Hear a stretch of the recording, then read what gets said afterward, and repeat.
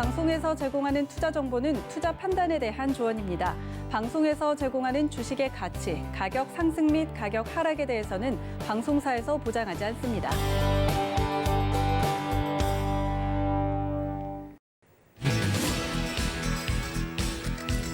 안녕하세요. 베스트 트레이딩맨 거래자들 진행의 도지은입니다. 오늘 금요일장 여러분들은 어떠셨나요?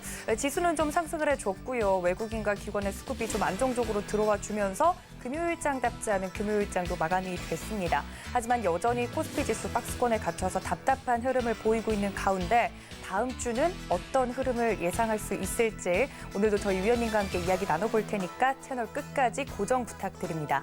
또 본 방송에서 제공해 드릴 정보는 투자 판단에 대한 조언일 뿐 해당 주식의 가치나 수익률을 보장하고 있지는 않고요. 또 서울경제TV는 자본시장 통합법을 준수하고 있습니다. 1:1 투자 상담과 유사수 신행위 등 모든 불법사항을 엄중하게 금지하고 있다는 말씀까지 전해드리면서 저는 오늘의 주인공과 함께 돌아오겠습니다. 잠시만요.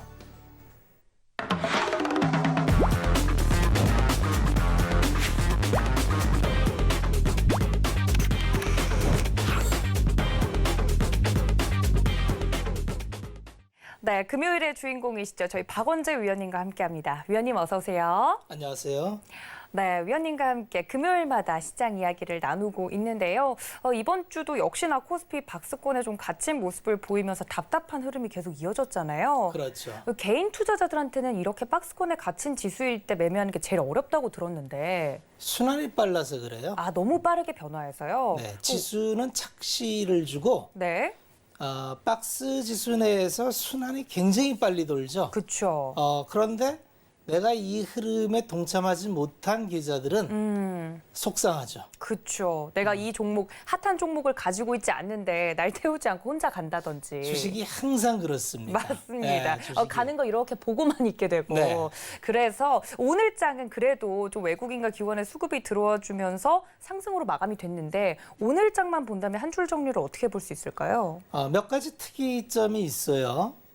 지수는 여전히 박스권이고 딱히 외국인 기관이 많이 들어오질 않았어요. 그렇죠. 그런데 섹터별로 보면은 고가를 돌파하는 업종이 우수수 나왔어요. 맞습니다. 네, 기계업종, 건설, 해운, 철강 뭐 이런 쪽들이 그냥 고점을 뚫거나 고점 근처를 뚫으려고 하는 이러한 모습은 작년 연말부터 제가 그랬잖아요. 그렇죠. 네. 뭐 인프라 쪽을 봐야 된다. 그렇죠. 그렇죠. 인프라를 봐야 되는 이유가 지금은 시장이 실패했기 때문에 정부 재정으로 시장을 일으키는 시장이다. 네, 돈을 풀어서. 그렇죠. 왜냐하면 민간 영역에서 그동안 돈을 잘 벌었던 민간 기업들이 시장 기능을 잃어버리니 고용이 안 되죠. 맞습니다. 그러면 이 고용을 정부에서는 돈을 쓸 때 처음에는 재난지원금으로 직접적으로 지원을 했는데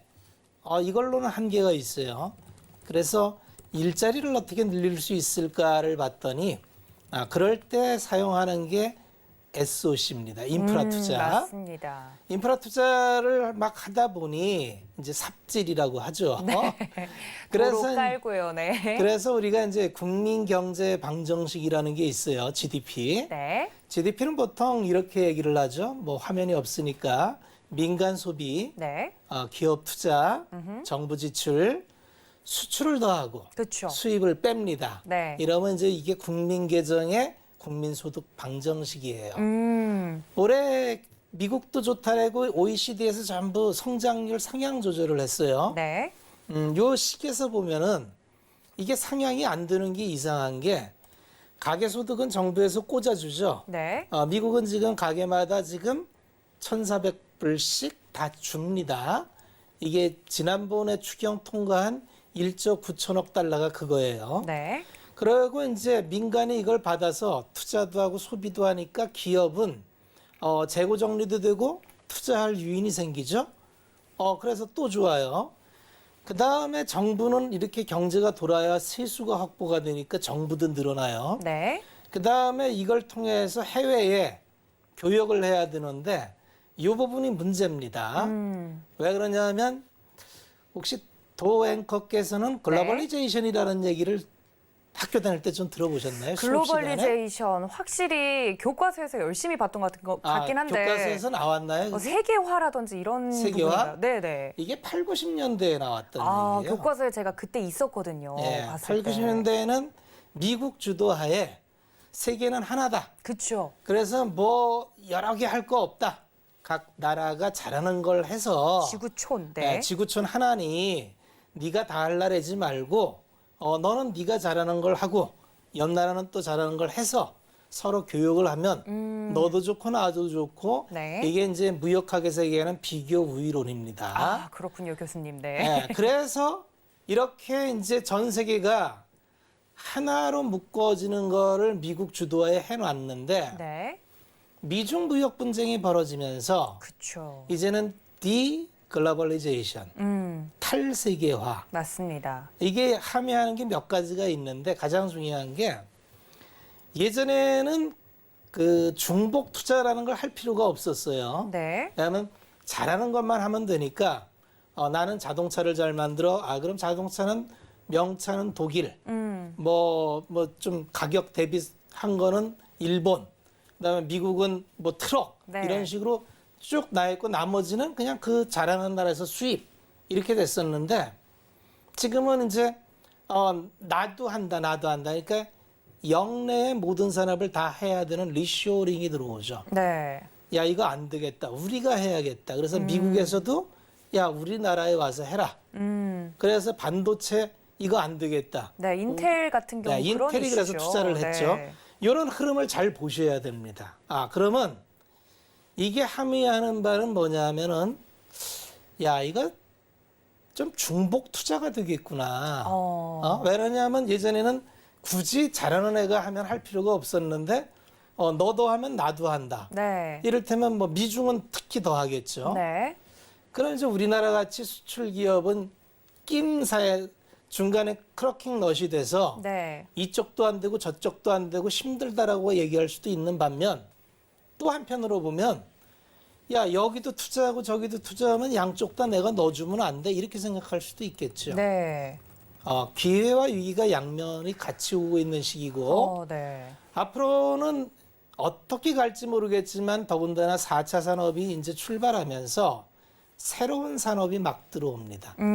에너지도 그동안에 잘 쓰던 화석 연료는 이제 안 된다. 네, 이제 금지를 너는 한다. 네. 이산화탄소라는 나쁜 걸 배출하잖아. 네. 너는 아웃이야. 이제부터는 전기야. 네. 그 전기를 어떻게 생산할래 그랬더니 야 이거 전기는 신재생으로 하는 건데 근데 이번에 조지아주 뭐 한파 닥치면서 셧다운이 됐죠. 아예 반도체 공장이 예. 중단됐었죠. 그랬더니 야 이게 항구적으로 이게 기저 원전이 발전은 기저 발전이라는 게 있어요. 네. 어떠한 환경에서도 끊기지 않고 안정적으로 해줬던 거를 지금까지는 원자력과 석탄이 했는데 네. 야 요거는 탄소 때문에 안 돼. 이거 뺐더니 이거 신재생은 불안해. 그렇죠. 그래서 원전을 또 늘기도 하고 이럽니다. 세상의 방향이라는 건 큰 길은 정해졌는데 세부적으로 왔다 갔다 하면서 혼란을 줍니다. 오늘 우리 시장에서 인프라 투자 업종들이 동시다발적으로 터졌어요. 네. 이게 고점을 뚫고 계속 갈지 아니면은 다른 섹터로 갈지는 네. 결국 수급이 결정할 텐데 그렇죠. 수급은 이제 외국인과 기관이 가격을 만드는 측이라 그랬죠. 외국인은 적극적으로 들어올 환경은 아니지만 이제 더 이상 매도하지는 않을 환경입니다. 팔 만큼 팔았어요. 네. 기관도 팔 만큼 더 팔 것도 없어요. 네. 오늘 국민연금운영위원회에서 이제 재량권 확대를 통한 논의를 했는데 결론을 못 냈습니다. 네. 다음 달로 이연을 했어요. 요거만 정리가 됐으면 4월 달은 아주 낙관적으로 봤을 텐데 네. 조금 더 박스권을 유지되는 걸 보고 다음 주에 오늘 이렇게 뚫었던 흐름들이 이어질지를 좀 살펴볼 필요가 있습니다. 네. 시장은 이렇게 생각하셔야 돼요. 시장은 혼란스러운 게 누구도 알지 못해요. 그렇죠. 누구가 정답을 알고 있는 사람이 없어요. 정책 당국자도 연준의 파월 의장도 시장을 몰라요. 보면서 대응을 하는 겁니다. 그렇죠. 그 대신 스텝 1, 2, 3를 갖고 있는 거죠. 그래서 우리 투자하는 사람들도 시나리오를 하나, 둘, 세 개를 갖고 있다가 네. 시장 흐름에 맞춰가는 밀당을 하는 겁니다. 어렵네요. 네. 예, 시장이잖아요. 시장은 네. 가격 흥정을 하는 곳이에요. 그렇죠. 그래서 난 흥정 싫은데 그러면 시장에서 생존하기 좀 어렵습니다. 네. 시장은 흥정하는 곳이에요. 냉정하네요. 네. 예, 그래서 나의 기본적인 주식에 대한 밸류에이션을 갖고 네. 그다음에 시장에서 형성되는 가격을 흥정하는데 내가 생각하는 흐름과 내가 생각하는 적정 가격이 오면 거기서 매매가 이루어지는 거죠. 그렇죠. 이게 계획된 매매입니다. 문제는 이런 계획되지 않은 매매가 문제죠. 온통 좋아 보이면 쫓아가다가 방향이 너무 요새 자주 바뀌잖아요. 그러니까요. 얼마 전까지는 뭐가 좋았다가 휙 바뀌니까 네. 이거 또 물렸는데 이거 또 손절매. 저희 가서 손절매. 주가는 계속 가만히 있는데 내가 돌아다니면서 터지니까 계좌가 녹아내리는 거예요. 네. 그래서 어차피 지금 시장은 우상향하는 시장입니다. 요 박스도 결국은 위로 뚫을 확률이 많아요. 그렇다면 나의 투자 아이디어를 점검하고 네. 내 투자 아이디어가 딱히 문제가 없다고 생각하면 자기 자리에서 자기 순서를 기다리십시오. 네. 왔다 갔다 해봐야 차선 바꿔봐야 바꾼 차선 또 막힙니다. 네, 그 비유가 딱 맞는 것 같습니다. 저도 최근에 이제 운전면허를 따기 위해 열심히 연습을 하고 있는데 이게 차선을 빨리 바꾼다고 해서 더 앞서 나가는 건 아니라고 교육을 해주시는 분이 그런 이야기를 해주시더라고요. 이렇게 빠르게 좀 섹터별 순환이 돌고 있는 박스권 장세에서는 오히려 길목 지키기를 하는 뚝심 있는 투자가 수익률이 더 날 수 있다라는 말씀과 더불어서 시장은 금리와 수급이 모두 이제 개선될 것으로 예상이 되고 있기 때문에 4월장 앞으로 우상향하는 시장 속에서 길목 지키기를 좀 잘 해야 된다. 이런 말씀까지 해드리면서 오늘 시장 한마디로 정리해봤습니다. 여러분 노란톡 열어두고 있겠습니다. 서울경제TV 배트맨 검색하시고 들어오시면 공식 노란색 오픈 채팅방 함께 해보실 수 있으니까 바로 참여해 주시기를 바라고요. 그리고 저희 박원재 위원님께서 이번 주 토요일입니다. 토요일 오후 1시에 저희 위원님께서 무료 온라인 방송 준비를 해주고 계시다고 하는데 박원재 위원님 주말에도 쉬지 않으시고 여러분들을 위해서 방송해 주신다고 하니까 유튜브 서울경제TV 더하기 채널에서 만나보실 수 있으니까 이 점까지 참고 부탁드리도록 하겠습니다. 정말 전문위원님께서 말씀을 해주신 것처럼 시장 안에서 섹터별, 테마별 흐름이 정말 빠르게 움직이고 있습니다. 하지만 이슈를 모르고 등한시하고 지나갈 수는 없겠죠. 오늘의 이슈도 준비를 해봤는데요. 투데이 이슈 함께 만나보시죠.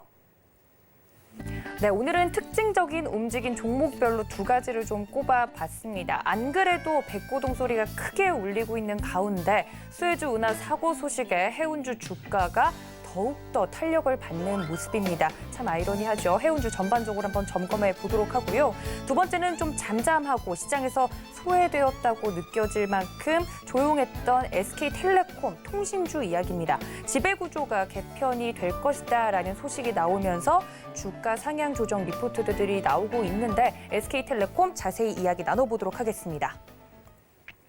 네, 첫 번째 이슈부터 좀 이야기를 나눠보도록 하겠습니다. 저희 박원재 위원님께서 말씀을 해주신 것처럼 최근에 이 사업 기저에 깔려있는 SOC 산업 관련된 종목들이 최근에 너무 뚝심 있게 잘 가주면서 이런 종목들도 이렇게 갈 수 있구나라는 생각이 드는 와중에 수혜주 운하 사고 소식이 들리면서 오히려 해운주는 탄력을 받고 있습니다. 그렇군요. 네, 그러니까 이게 사고가 나니까 약간 반대 효과로 그럼 남아있는 좋은 기업들이 더 잘 가지 않을까 이런 생각을 한 것 같은데. 아마 운임이 인상되는 거를 기대하고 반영됐을 거예요. 그렇죠. 예, 예. 그게 근데 실제로 주가에 반영돼서 오늘 움직였는데 실제로도 그런가요, 위원님? 생각해 볼 게 많죠. 네. 반드시 그렇지 않아요.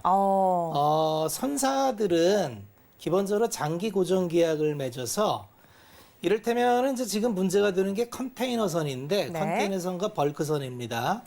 컨테이너선이라고 하면은 무역할 때 왜 TV 뉴스 보면 컨테이너 박스 이렇게 막 실잖아요. 네, 그것째로 이렇게 옮겼어요. 이렇게 옮겨갖고 배에 이거 네네. 컨테이너선이라고 그냥 무게차로 배 자체에 원재료를 실는 거를 이제 벌크라고 합니다. 난이도는 벌크가 쉽고요. 네. 벌크는 그냥 배 만들어 놓고 안에다 비워놓고 거기다가 석탄 싣고 뭐 이렇게 주로 철광석 원재료를 실죠. 네. 이렇게 나르는 원유 같은 거 싣고 뭐 이렇게 나르는 걸 벌크라고.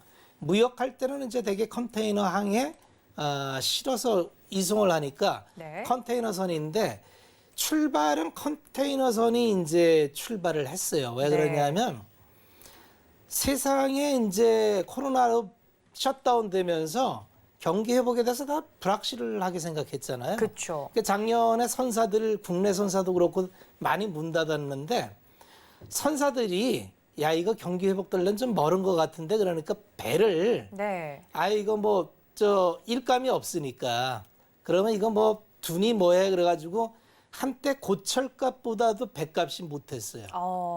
그래갖고 일부 막 고철로 패기도 하고 뭐 이렇게 배를 많이 없앴는데 네. 작년 하반기부터 갑자기 물동량이 빠르게 늘어났어요. 그러니까 뒤져보니까 배가 없어. 네. 제가 방송에서 말씀드렸습니다마는 배는 새벽 배송이 안 됩니다. 그렇죠. 뚝딱 만들어지는 전화 게 걸어서 아니죠. 배 좀 갖다 주세요 한다 해서 새벽에 오질 않아요. 그렇죠. 발주를 시작해서 파이낸싱인데 이게 내 돈 갖고 발주하는 게 아니라 금융하고 연계가 돼요. 그래서 대개 유럽의 선사들이 발주를 하는데 네. 그리스에 많아요. 발주를 하면 보통 2년입니다. 인도 시기까지. 네. 그럼 2년 있다가 배가 올 텐데 이미 물동량은 꽉 찼고 어떡하죠? 근데 수에즈 운하가 또 사고가 쳤어요. 네. 그러니까 이것도 몇 주 걸린대요. 그렇죠. 그러니까 수에즈 운하가 막히면 아시아에서 저쪽 미국 동부나 유럽으로 가는 항은 케이프타운을 통과해야 되는데 이게 항로가 한 60% 이상 늘어난다는 거예요. 그러면 여기 좀 잘 따져봐야 되는데 그러면 상하이 운임지수라는 게 있습니다. 네. 상하이 운임지수가 정말 쭉 한 3배 오르다가 요새 살짝 꺾여서 이렇게 가고 있어요. 네, 맞습니다. 이걸 다시 꺾어서 올라갈 걸 기대하는데 문제는 이미 장기 계약 맺은 게 이 항로가 연장되면은 이건 선사한테 좀 손실을 줄 거예요. 네. 두 번째는 이거 뭐 아무것도 안 되네 그러고 깔아앉을 수도 있죠. 유통이 안 되니까 네. 볼륨 자체가 줄어들 수도 있다는 거죠. 더 이상 할 수 있는 게 없으니까. 그리고 뭐 그 비행기로 이송할 수 있는 건 비행기로 하겠지만 네. 기본적으로 선박의 물동량과 비행기의 물동량은 비교 자체가 안 됩니다. 선박 물동량이 비행기로 대체할 수는 없어요. 네. 그렇게 본다면은 이건 좀 복합적으로 따져봐야 되는데 우리 시장이 요새 반응하는 걸 보면은 굉장히 뜨거워진 냄비예요. 네. 그러니까 조금만 트리거가 있어도 팍팍 튄다는 건 뭐냐면 여전히 시장 내의 유동성은 엄청나게 넘쳐나고 네. 기업들의 이익은 증가하고 트리거, 명분을 찾고 있는데 뭔 명분만 붙여주면은 그냥 쭉쭉 시세 탄력이 좋아요. 여전히 시장은 굉장히 좋은 건데 문제는 작년 연말부터 연초까지 이어졌던 대형주 장세에 대형주에 물려 있는 게 문제입니다. 네. 왜 그러냐면 이 대형주를 끌고 간 게 삼성전자하고 현대차하고 이쪽인데 네, 맞습니다. 이게 그때의 거래 대금이 60조씩 나왔어요. 요새 20조 초반입니다. 시장의 에너지는 거래량으로 나오는데 주변 자금은 여전히 많은데 이게 대형주를 끌고 갈 힘이 없으니까 지금 이렇게 오늘 튄 종목들은요 시가총액 비중이 정말 마이너예요. 이게 움직여서 지수가 올라가지 않습니다. 해운주 오늘 뭐 H&M 15% 오르고 페노션 4% 오르고 네. 만약에 이게 삼성전자나 하이닉스가 오르면 네. 지수 200포인트 올라요. 그러니까 갑자기 그죠? 눈 떠보니 3,200이네. 네. 근데 왜 지수는 박스냐? 네. 1% 올랐죠, 지수가. 네. 왜 그러냐면 이런 마이너는 지수 영향이 없어요. 우리나라는 시가총액 가중평균 방식을 쓰기 때문에 네. 이런 마이너급이 아무리 상한가 치고 그래도 지수에는 영향이 없습니다. 중요한 거는 이 빠른 섹터 내에서 이 시세 탄력이 좋은 걸 어떻게 따라갈 거냐라는 전략을 세워야 되는 거죠. 네. 근데 만약에 아까 말씀해 주셨던 것처럼 그 뜨거운 냄비를 쫓아갔다가 딱 물리면 다음에 어디가 튈지를 예측을 해야 돼요. 이미 뛴 거 말고요, 정말. 이 돈들은 계속 돌아요. 네. 요 정도 사이즈가 되는 혹시 참고가 되시면은 네. 시장 지도라는 게 있습니다. 시장 지도요. 이런 걸 보면은 좋아요. 시장 지도고 딱 찍어 보면은 이게 어디 HTS나 다 나옵니다. 네. 이 시가총액 비중별로 이 그림으로 나와요. 거래소 보면 전기전자가 왼쪽에 그냥 한 막대기를 쫙 그쵸. 봤더니 비중을 보니까 35.55%. 그러니까 삼성전자 하이닉스가 가면 지수가 쭉 간다는 얘기예요. 그렇죠. 거기가 멈춰 있으니까 나머지 오늘 올랐던 것들 볼게요. 철강 금속 시총 비중이 얼마냐 하면은 2%.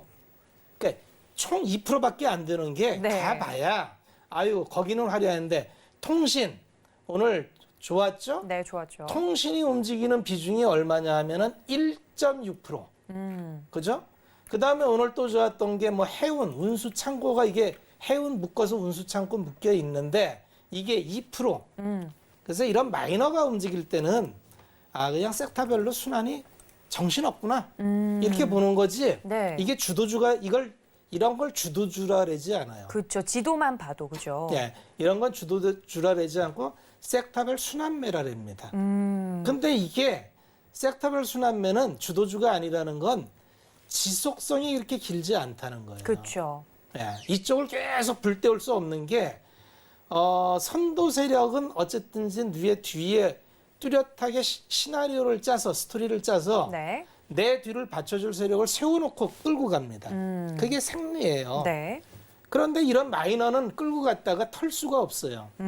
그래서 이거는 마이너다. 네. 코스닥도 마찬가지입니다. 보면은 코스닥은 좀 섹터가 복잡하지만 이렇게 돼 있습니다. 이런 것도 한번 같이 참고해서 보시면은 네. 시장을 보는데 이해가 좀 빠를 걸로 판단을 합니다. 네, 아무래도 이런 해운주라든지 핫한 섹터군의 종목을 갖고 계신 분들은 오늘은 체감상 굉장히 지수나 이제 시장이 뜨겁다라고 느낄 수 있겠지만 최고죠. 시장 네. 지도를 전체적으로 봤을 때 지수는 딱 박스권에 갇혀 있는 이유가 그렇죠. 비율이 좀 작은 쪽의 종목들이 튀어 올랐기 때문인데 그 중에서 최근에 이제 핫한 해운주에 대해서 이야기를 나눠봤습니다. 이런 이슈 트리거가 눌릴 때마다 이제 주가가 널뛰기를 하고 있기 때문에 이러한 종목들에 대한 개별 이슈도 챙겨가는 것도 물론 중요하지만 시장에 대한 큰 그림 대비 섹터군의 움직임을 보는 것도 중요하다라는 말씀을 해주시면서 수혜주 은하 사고 때문에 오늘 또 한번 튀어 올랐던 해운주에 대한 전체적인 이야기들 나눠봤습니다. 무조건적으로 호재라거나 무조건적으로 악재는 아니라서 그 부분을 잘 살펴봐야겠지만 일단 오늘 시장에는 해운주에는 호재로 작용을 했다는 점까지 짚어보고 넘어가도록 하겠습니다. 자, 그럼 두 번째 이슈로 넘어가 볼까요? 다음에는 저희 위원님께서 또 이야기를 해주셨던 것처럼 시장에서 오늘 또 좋은 흐름을 보였던 통신주에 관련된 이야기입니다. SK텔레콤에 관련된 이야기인데 좀 이야기를 나눠보면 SK텔레콤이 인적 분할을 할 굉장히 확률이 높다라는 이야기입니다. 여러분들도 모두 아시겠지만 물적 분할과 인적 분할은 좀 다릅니다. 인적 분할은 자매 형제가 되는 것이고 물적 분할은 부모와 이제 자식 간의 관계처럼 여겨지게 되는 것인데 SK텔레콤이 인적 분할을 만약에 하게 된다면 SK텔레콤 투자와 SKT 사업으로 나뉘어진다라는 것인데 이게 과연 초보 투자자분들에게는 어떤 걸 의미하는지 그리고 오늘 시장에서 통신주 3사가 전체적으로 좋았잖아요. 이게 과연 호재로 느껴질 만한 것인가 궁금하실 것 같아요, 위원님. 저도 궁금합니다. 이렇게 될지도 모르겠어요, 사실. 우리 그죠? 도 앵커께서 네. 아주 이제 정리를 잘 해주시네요. 그런가요? 네. 인적 분할과 물적 분할을 그렇게 잘 비교해서 설명해 주실 줄 몰랐습니다. 비유가 맞나요? 형제랑. 형제, 부모. 네. 그러니까 수평, 수직. 그렇죠, 예, 그렇죠. 정확한 표현이고요. 네. 인적 분할과 물적 분할을 하는 이유는 있죠. 네. 왜냐하면 요새 하도 이제 투자하면서 처음 듣는 용어가 굉장히 많아요, 요새. 네. 그만큼 대한민국 주식시장은 굉장히 액티비티한 시장입니다. 그동안에 순환 출자 구조를 통해서 사업을 확장하다가 이제는 이 순환 출자 고리를 끊어야 되는 이유 때문에 또는 사업장 목적 때문에 자꾸 이렇게 이 합산을 하는 거거든요. 네. 자, 통신주는 90년도 말에 네. 전 세계 주식시장의 최고의 핫한 주식이었어요. 그 당시엔 주도주였나요? 뉴 밀레니엄이라 해서 99년에서 2000년을 넘어갈 때 전 세계는 세기가 바뀌었죠. 네. 1900에서 2000이라는 건 뉴 밀레니엄, 천년의 단위가 바뀌는 거니까. 그때 광고들이 좀 기억이 나는 것 같던데. 대단했죠. 네. 이 천년의 흐름을 그 당사자로 맞이한다는 건 특별한 경험이고요. 네. 그래서 그때 이제 세상이 바뀌는 거를 주도할 걸 통신지가 한다. 세상을 다 연결한다. 네. 그 세상이 바뀐다 이래가지고 전 세계 1위의 시가총액을 가졌던 기업들이 다 통신사였어요. 그 당시에 NTT 도코모 일본의 통신회사가 시총 1위였을 거고요. 네. 우리나라에도 시총 1위는 KT였습니다. 맞습니다. 당시에 네. KTF. KTF는 자회사로 있었고 이게 네. 합병을 해가지고 오. 제 기억이 맞다면 아마 75조 수준으로 그게 시가총액 1위였어요. 그 당시에 삼성전자 뭐 이런 기업들은 네. 지금하고는 뭐 전혀 비교도 안 되는 기업들이었기 상상이 때문에 잘안 되는데요. 상상이 네. 안 되죠. 지금으로 따지면 삼성전자가 한 600원 할 때예요. 네. 지금 8만 원이죠? 네. 그때 한 600원? 뭐 이렇게 할 때입니다. 분할 전에 3만 원이니까 50배 하면 한 600원 할 것 같네요. 그때 제가 돌잡이를 할 게 아니고 그렇죠. 주식을 삼성전자 샀어야 주식을 됐는데. 부모님께서 얹어줬으면 네, 돌자리에서 제가 지금 다른 거 필요 없고 삼전 사달라고. 100배 났습니다. 100배. 네. 그런데 그렇게 핫했던 통신주들이 네. 20년 동안 꼼짝을 안 해요. 주식은 성장이 있어야 되는데 성장한 모멘텀이 없었던 거예요. 그렇죠. 그래서 그때 물렸던 사람은 20년 물려 있는 겁니다. 아하, 네. 그리고 이제 돈은 잘 벌어요. 정말 재밌는 게 통신 3사가 돈 버는 게 그때 번 거나 지금 번 거나 비슷해요. 그래요? 연간 이익이 아. 그때도 한 1, 2조 벌었고 지금도 한 1, 2조 법니다. 근데 물가가 바뀌고 세상이 바뀌잖아요. 그러다 네. 보니까 주가가 오르기는 어려웠어요. 그 그랬군요. 대신 이제 배당을 잘 주니 이제 배당 투자한다 해서 통신주를 갖고 있었는데 이 20년 동안 성장 모멘텀을 못 찾던 통신사가 어쩌면 새로운 비즈니스를 하는 거 아니야 이런 기대감이 좀 생겼어요. 네. 그게 뭐냐면 5G가 돌아오면서 스마트 팩토리, 스마트 시티 이런 게 이제 그 초연결 이런 사회로 돌아가면서 네. 끊어지면 안 되고 사고 나면 큰일 나고 네. 옛날에 통신은 끊어졌으면 어떤 적이 락다운 되면은 뭐 사과의 말씀 해가지고 심심한 사과의 말. 네.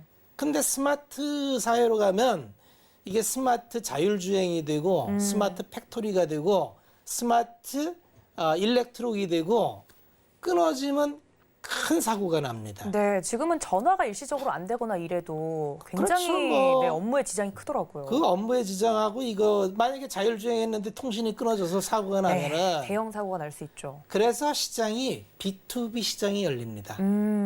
통신사한테 끊기지 않는 품질 보장을 받아서 네. 그 대신 과금을 할 수 있게.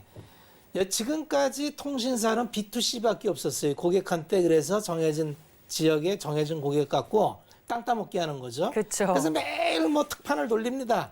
응?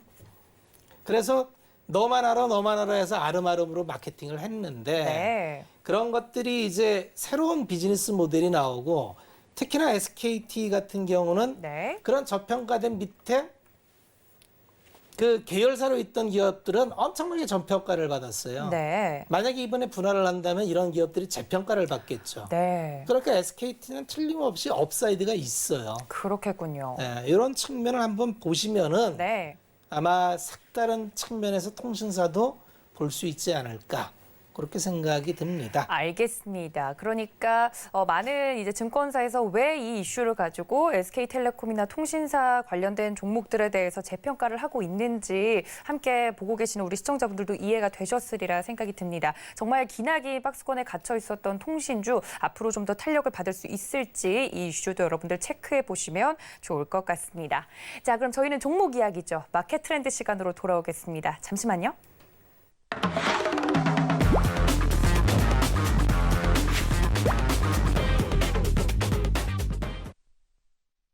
자, 그렇다면 종목 이야기 본격적으로 좀 나눠볼 텐데 오늘장 움직인 업종과 내일장 움직일 업종들 이야기를 나눠보는데요. 전문가님 사실 오늘장 움직인 업종은 사실 말씀해 주셨던 것처럼 건설이라든지 철강이라든지 기계라든지 뭐 효성자 이름 붙은 거 너무 잘 가고 있고요. 이런 종목들일 것 같은데 맞을까요? 맞아요. 네. 우리가 주식을 분류할 때 종목을 찾거나 이럴 때 이제 주식은 언제나 필터링을 한다래요. 네. 우리나라는 뭐 2,400개, 2,600개밖에 없는데 미국이나 중국 같은 경우는 상장 종목이 10,000개가 넘어요. 어휴, 언제 다 보나요? 그거를 볼 수가 있을까요? 그러니까요. 그래서 이제 주식 시장은 필터링을 하기 위해서 그룹핑을 합니다. 그래서 미국은 11개 그룹핑으로 이제 섹터별로 묶고 우리나라는 21개 거래소 같은 경우는 네. 이게 묶어서 이게 이제 왜 중요하냐면 주식시장은 어떤 흐름을 갖고 가요. 그래서 지금 시장의 흐름이 어떤가를 볼 때 이렇게 업종별로 묶어서 보면 좋은데 자 다시 한번 볼게요. 종합주가지수 박스입니다. 한번 차트 쭉 돌려볼게요. 대형주의 모습 종합주가랑 비슷해요. 중형주는 대형주보다는 좀 낫네요. 소형주는 아이고 소형주는 이거 지수하고 많이 틀린데요. 이렇게 보이는 거예요. 네. 그럼 지금은 딱 이걸 봐도 지금은 중소형 주장이군요. 이렇게 얘기하는 거예요. 그러면 내가 가진 게 대형주만 갖고 있어요? 힘들겠군요. 네. 이렇게 되는 거예요. 왜냐하면 그룹핑을 해보니 시장이 이렇게 그거고 그러면 중소형주는 뭐가 좋아요? 했더니 오늘 전부 그런 것들이 좋았어요. 기계 고점 뚫었어요. 네. 굴삭기 이런 거. 그래서 이렇게 그룹핑을 해서 보다 보면은 지금 시장에 주도하는 업종이나 섹터가 보이고 네. 그러면 이 섹터를 옆에 가면은 이 종목들이 쭉 나오거든요. 네. 그 중에서 경쟁력 있는 거를 내 포트폴리오에 좋은 자리 찾아서 넣는 거. 이게 종목 필터링하는 방법입니다. 네, 그럼 그 필터를 거쳐서 포트폴리오 구성을 그렇게 하면 된다라는 말씀이신 그렇죠. 거죠? 네. 근데 전문가님께서 그런 얘기를 해주셨잖아요. 오늘 그 최근에 움직인 업종들은 이런 산업 기반의 SOC 관련된 종목들이 대부분이지만, 근데 이렇게 핫한 종목을 따라 들어가면 안 된다. 너무 지금 위치를 봐야죠. 타점을 봐야 돼요. 그렇죠. 이제 포인트를 봐야 되는데. 그래서 항상 얘기했잖아요. 돌아 나오는 위치가 상승 1파에 들어가야 된다고. 그러면- 이미 네네. 3파 진행되는 거는 따라가면은 설거지할 확률이 많습니다. 그렇군요. 네. 대부분 투자자들이 그럴 것 같은데 내일장 움직일 업종을 좀 봐야 되지 않을까요? 나중에 시간 되면 제가 타점 잡는 법도 알려드릴 텐데. 네, 알겠습니다. 이 타점 잡는 법이 있어요. 아. 그러니까 차트는 그거 잡으려고 보는 거예요. 그렇죠, 그렇죠. 네. 이제 기술적으로 볼 때는 기술적으로. 네, 어차피 그렇게. 타점은 기술적으로 봐야 돼요. 그렇죠, 그렇죠. 네. 그렇다면 이미 움직인 업종들 말고 내일장 업종들을 좀 미리 예상을 해본다면 아까 그러셨잖아요. 길목지키기를 해야 그래서 된다고. 이제 네. 도대체 이 전기전자하고 자동차하고가 시장의 지수를 결정짓는 핵심인데 이게 언제 움직일 거냐가 지금 제일 답답하잖아요. 그러니까 갖고 계신 분들은 예, 지금 뭐 추세 다 깨고 61선도 깼는데 그러면 차트로 말고 이제 우리가 밸류에이션 상으로 네,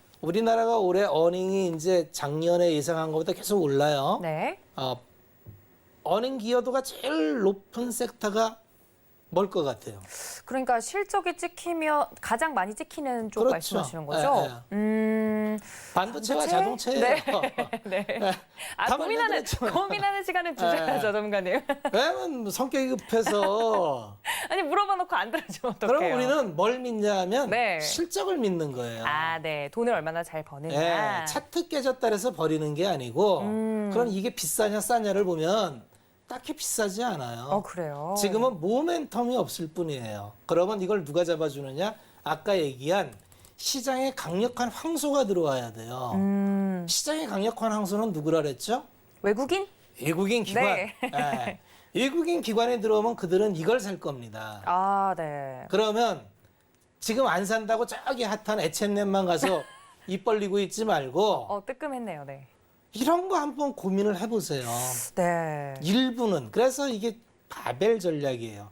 어느 한쪽에 확 치우쳐 있으면은 운신의 폭이 적어요. 네. 내가 내 생각대로 안 갈 수 있잖아요, 시장은. 그쵸. 시장은 안 갈 수 있을 때가 아주 많아요.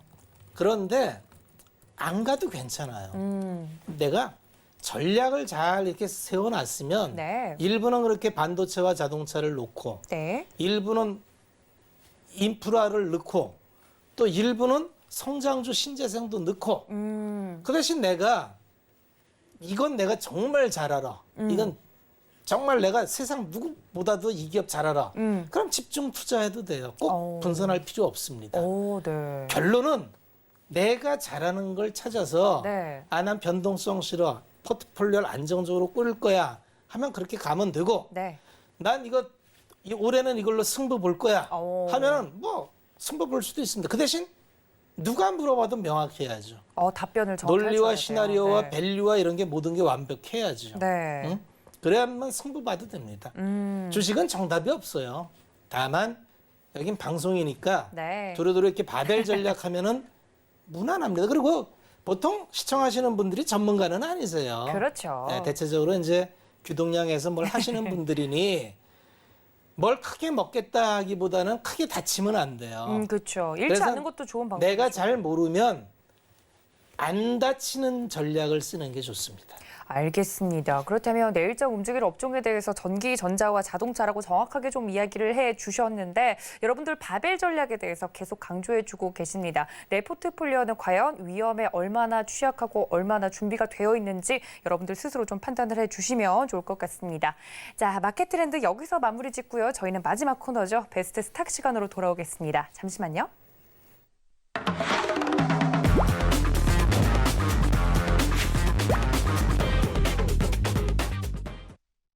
네, 박원자 위원님께서 이야기를 해주신 것처럼 포트폴리오 구성을 할 때 바벨 전략을 좀 생각을 해야겠다라고 여겨지더라도 내가 잘 아는 종목이나 기업이 없는데 반도체나 자동차가 앞으로 잘 갈 거라고 하면 나는 반도체도 잘 모르고 자동차도 잘 모르고 이런 막막할 수 있잖아요. 그래서 그런 종목에 대한 자세한 이야기를 지금 나눠볼 건데 전문가님, 오늘은 어떤 기업 가볼까요? 갖고 온 기업은 아주 대표적인 장비 기업인 원익 IPS를 갖고 왔어요. 소부장 중에 장비요. 원익 IPS를 갖고 온 이유는 우리가 이제 생각해 봐야 될 게 인텔이 직접 파운드리를 22조를 들여서 팹 2개를 짓겠다 그랬죠. 네. 그러면 인텔은 공정이 못 따라가서 저거 위주 준다 그랬는데 이게 작년까지의 흐름이었어요. 네. 왜냐하면 인텔은 공정이 지금 14나노 공정에 멈춰 있어요. 이 나노 공정이라고 하는 건 뭐냐면 미세화 공정을 얘기하는 겁니다. 그래서 미세화 공정은 뭐냐 하면은 점점 세밀하게 반도체 회로도를 그리는데 네. 이 웨이퍼 원판에 보다 아주 공간 작게 세밀하게 얇게 그릴수록 나노가 좁아지는 거예요. 그래서 대부분 나노 공정은 지금 40나노 이상 공정에서 다 합니다. 특히 MCU 칩이나 뭐 이런 것들은 그렇게 고난이도가 필요 없어요. 그냥 범용으로 다 합니다. 그런데 이제 미세 공정이 점점 필요한 거는 뭐냐면 첨단 공정으로 효율을 높이는 쪽에 들어가면은 점점 미세 공정이 들어가야 이제 효율이 높습니다. 이렇게 효율이 높은 거. 그러니까 단위 면적당 저전력의 패스 로드가 빨라지는 거. 올 하반기에 가면 DDR5가 이제 본격적으로 출시가 될 텐데 그러면 면적이 넓어지는데 이걸 미세화 공정을 더 빨리 할수록 경쟁력이 높아지는 거죠. 문제는 우리는 메모리는 이제 기본적으로 3사가 완벽한 과점을 잡았어요. 삼성전자와 하이닉스와 마이크론이. 그리고 문제는 이거보다 훨씬 큰 시스템 반도체 시장. 이쪽이 이제 사실은 설계 쪽은 미국이 다 장악하고 있습니다. 설계를 주는 건 이제 팹립스라고 하는데 세계 반도체 시장의 설계 도면은 거의 미국 기업이 다 갖고 있어요. 뭐 퀄컴이나 엔비디아나 뭐 이런 쪽에서 뭐 휴대폰을 만들 때 통신 칩이나 이런 건 다 퀄컴에서 합니다. 퀄컴 칩이라 그러죠.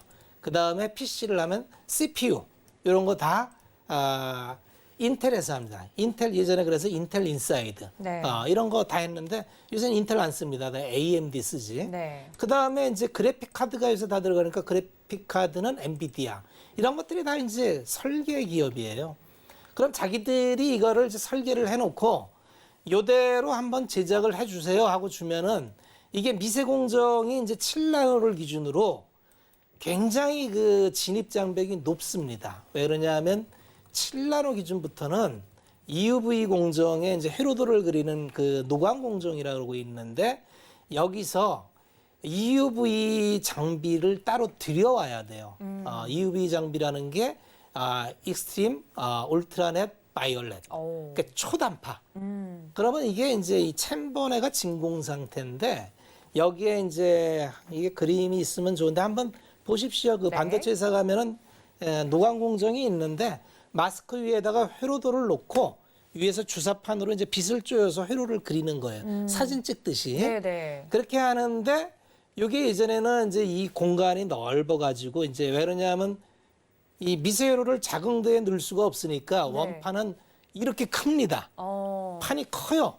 그 큰 판에다가 회로도를 다 그려놓고 이걸 필름 인쇄하듯이 요 웨이퍼판에다가 전사하듯이 찍어내는 거예요. 그래서 이걸 한 번에 안 되니까 2달에서 3달을 계속 이거 반복해서 회로를 그려서 네. 그래서 우리가 원하는 반도체 칩이 나오는 거예요. 그렇군요. 이런 구조를 왜 자꾸 말씀드리느냐 하면 중국이 반도체 굴기를 내세워서 국가적으로 그렇게 천문학적인 돈을 들여서 투입하는데도 왜 안 되느냐.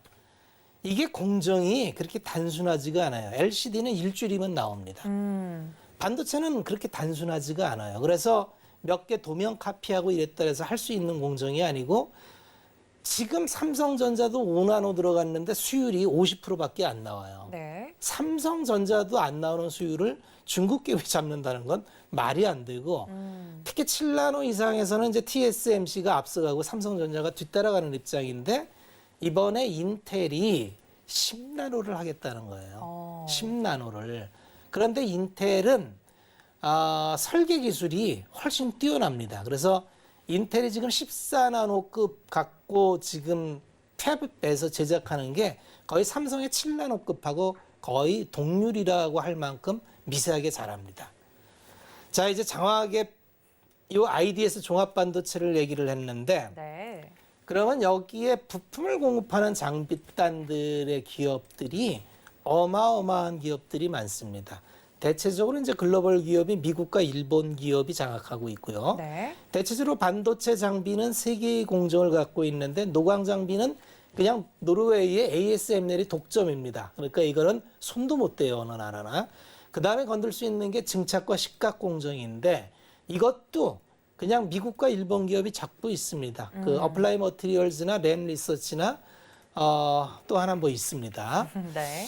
자, 이런 기업들의 시가총액이 거의 100조대예요. 100조.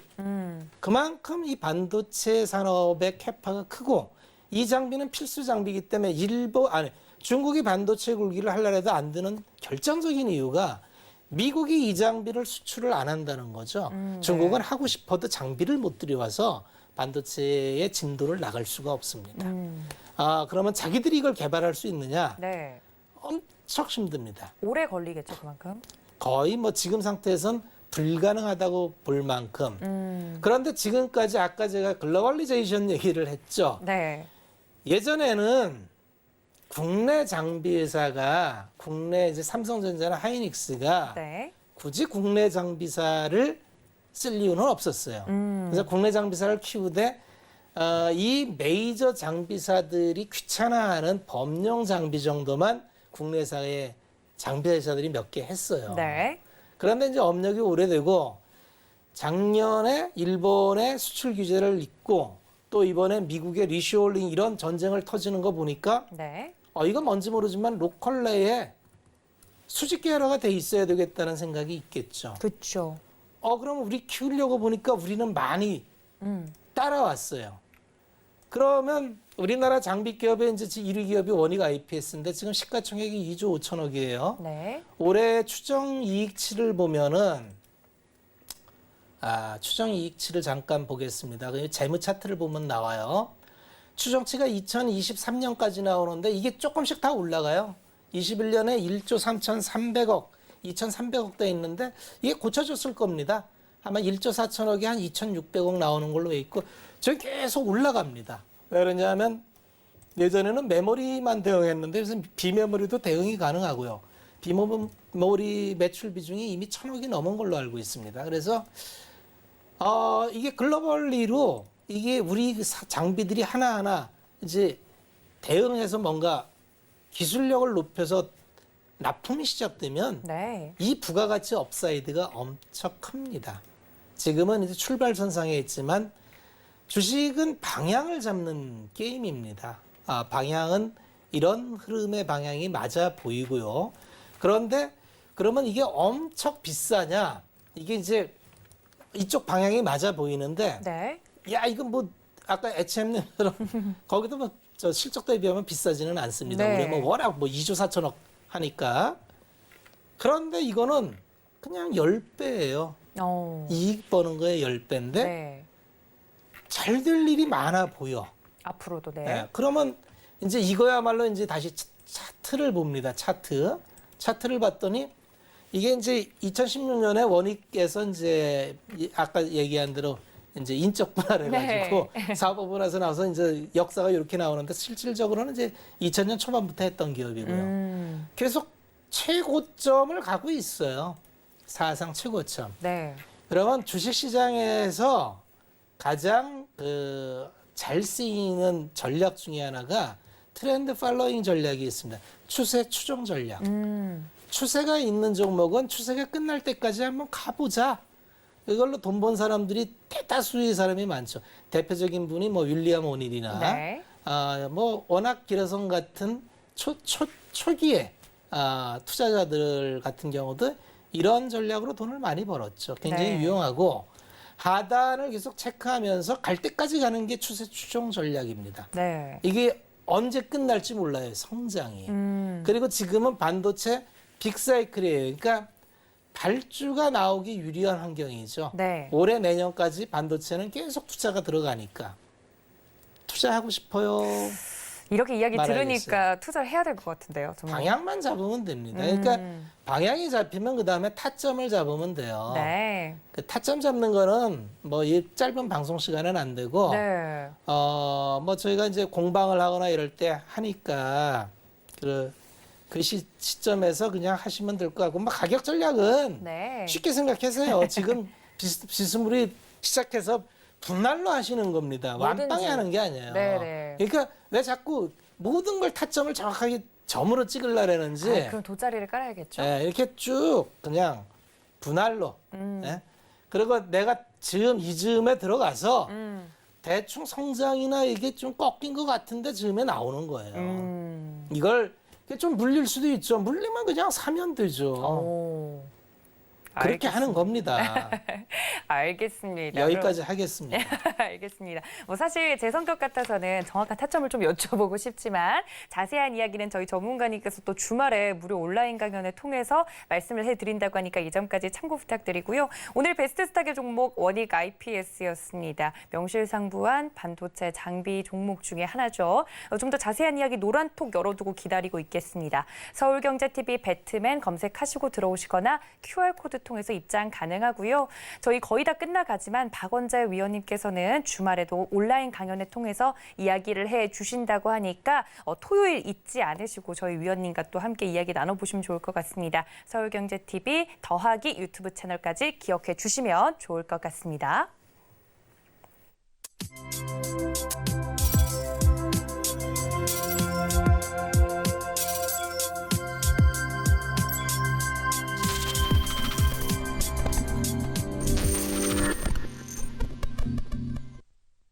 네, 이렇게 금요일 밤까지 이슈와 종목 이야기로 꽉 채워주신 저희 위원님께 감사 인사드리겠습니다. 위원님 고맙습니다. 또 본 방송에서 제공해드린 정보는 투자 판단에 대한 조언일 뿐 해당 주식의 가치나 수익률을 보장하고 있지는 않습니다. 또 서울경제TV는 자본시장 통합법을 준수하고 있죠.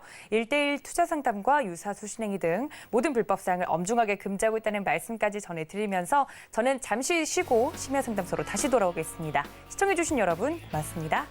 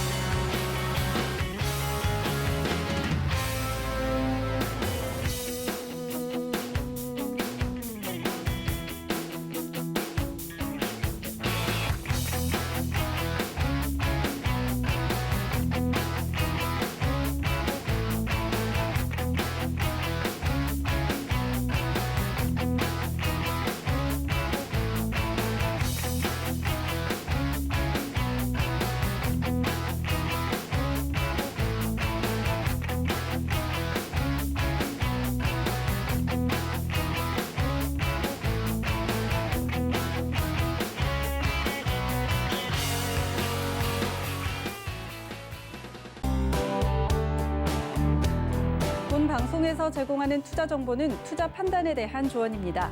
방송에서 제공하는 주식의 가치, 가격 상승 및 가격 하락에 대해서는 방송사에서 보장하지 않습니다.